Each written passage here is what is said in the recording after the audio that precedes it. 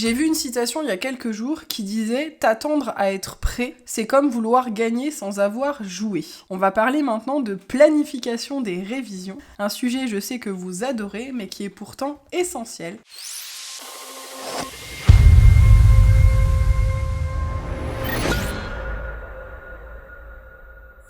Première chose, qu'est-ce que ça veut dire planifier ses révisions ? Alors en général, quand je dis ça, ça passe par un filtre dans votre oreille qui dit truc barbant, j'ai pas envie de le faire, ça m'agace, voilà. Pour autant, la planification des révisions, c'est essentiel. Je le faisais assez peu quand j'étais notamment lycéenne.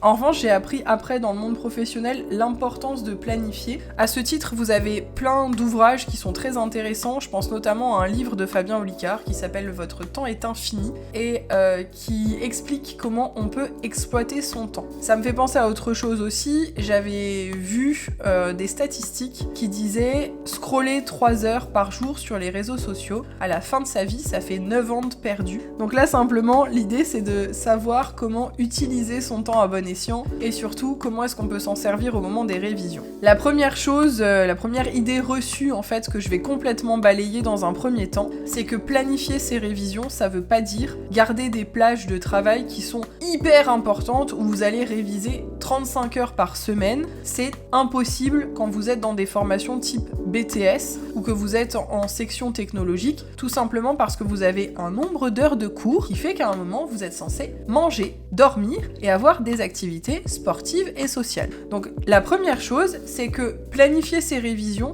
et être en période d'examen ne veut pas dire supprimer tout ça. Au contraire, il faut surtout dans ces périodes-là soigner le sommeil, soigner l'alimentation et conserver un temps, même s'il est plus restreint ou plus raisonnable qu'à d'autres moments, pour des activités sociales et ou sportives, le mieux étant de faire les deux en même temps, comme ça vous voyez à la fois des copains et en même temps vous faites du sport, ce qui est extrêmement bénéfique aussi pour les révisions et pour se vider la tête. Donc première chose, vous allez noter dans votre planning de révision l'ensemble des créneaux pendant lesquels vous êtes occupé, c'est-à-dire les créneaux de cours que vous avez, le temps de sommeil obligatoire. Je rappelle que le temps moyen de sommeil utile à votre âge, c'est 8 heures pour les garçons et jusqu'à 9 heures pour les filles. Je sais que la plupart d'entre vous, vous êtes bien en dessous de ça, mais du coup, si vous êtes fatigué, si vous manquez de motivation, si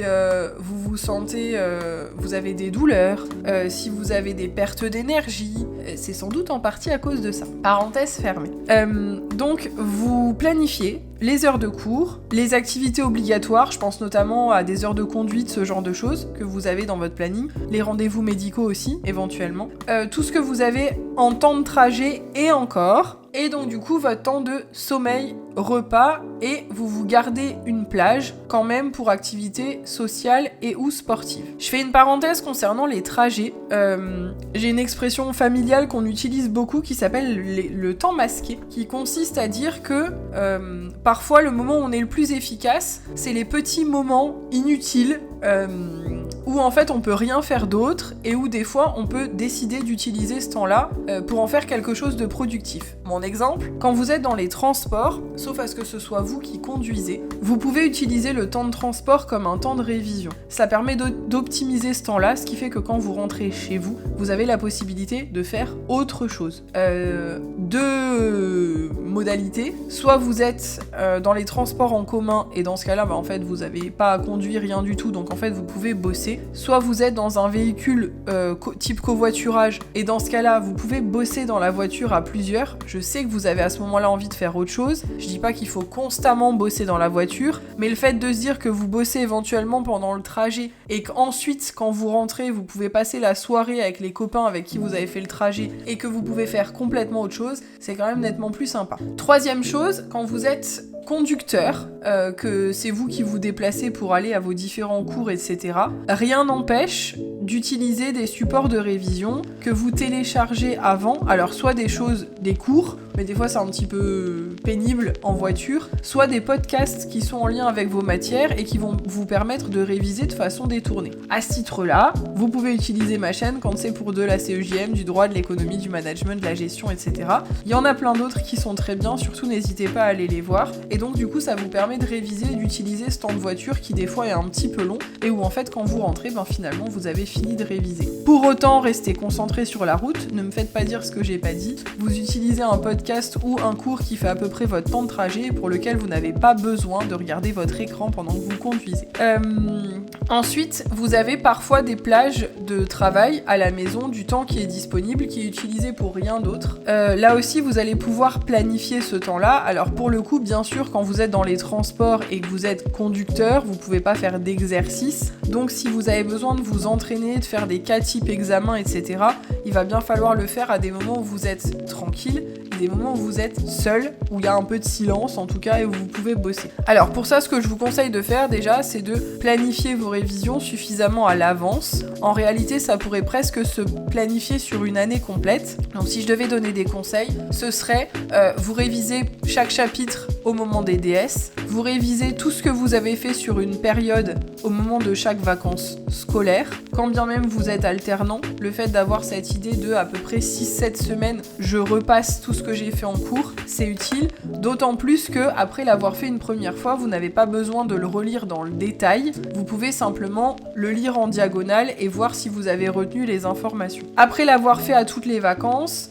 vous reprenez tout en fin de première année, et là c'est effectivement un peu plus long, mais c'est du temps de gagner pour la suite. Vous reprenez matière par matière tout ce que vous avez fait depuis le début de l'année, sachant qu'il y a certaines matières où il faut énormément travailler le cours, donc là ça prendra plus de temps. Il y en a d'autres où c'est des analyses de documents, ce genre de sujet, et dans ce cas-là il faut surtout avoir compris la méthodologie, donc en réalité en relecture ça prend nettement moins de temps. Et enfin, donc vous allez vous retrouver en période de préparation d'examen. Je pense que l'idéal c'est de commencer à planifier bien 2 mois à l'avance pour avoir l'opportunité de conserver tous les moments agréables et tous les moments obligatoires. Donc ce que je disais tout à l'heure, la planification de vos horaires de cours, le temps de trajet, le temps de manger, le temps de dormir et garder quelques activités. Ce que vous devez faire ensuite, c'est faire une checklist dans laquelle vous allez indiquer l'ensemble des matières que vous devez réviser et vous allez découper en fait ces révisions. Donc si c'est des matières où il faut de toute façon que vous bossiez l'ensemble des connaissances, vous allez bosser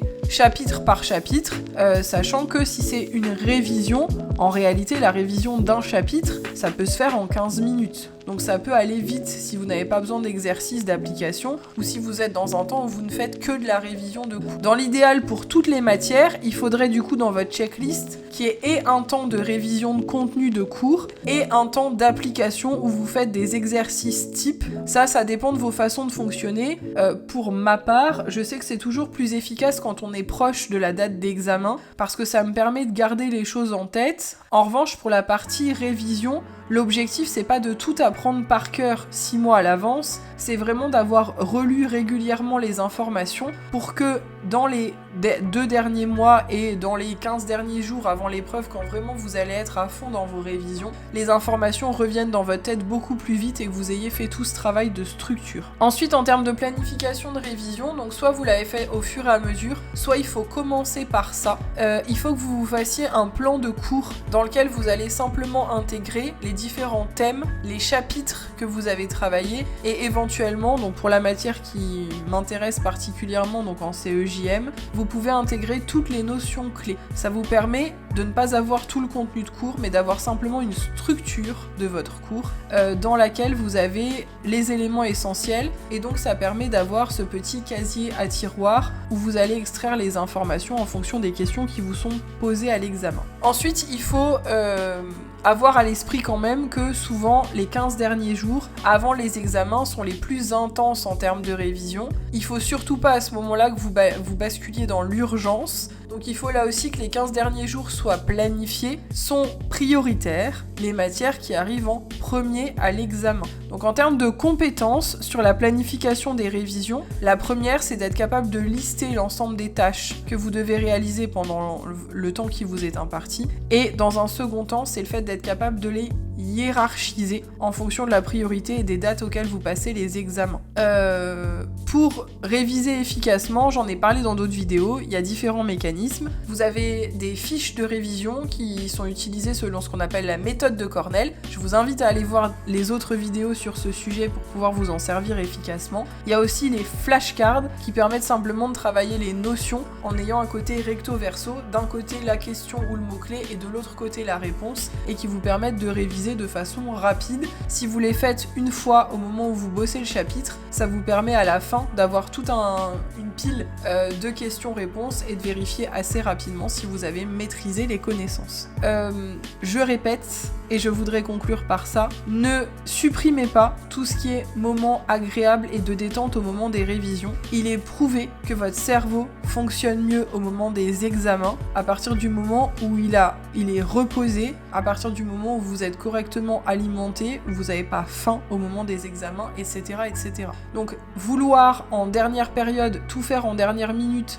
dormir 3 heures par nuit parce que vous révisez en catastrophe, manger sur le pouce parce que vous n'avez pas le temps, parce qu'il faut réviser en dernière minute, c'est un très mauvais calcul. Surtout, ne le faites pas, sauf si c'est très ponctuel, mais essayez au maximum de conserver des bonnes habitudes pendant cette période-là. Il ne faut pas négliger l'impact d'arriver serein à une épreuve d'examen. Arriver en étant fatigué, affamé et stressé, c'est jamais un bon calcul. Je vous laisse sur ces conseils et je vous retrouve dans d'autres vidéos. À bientôt!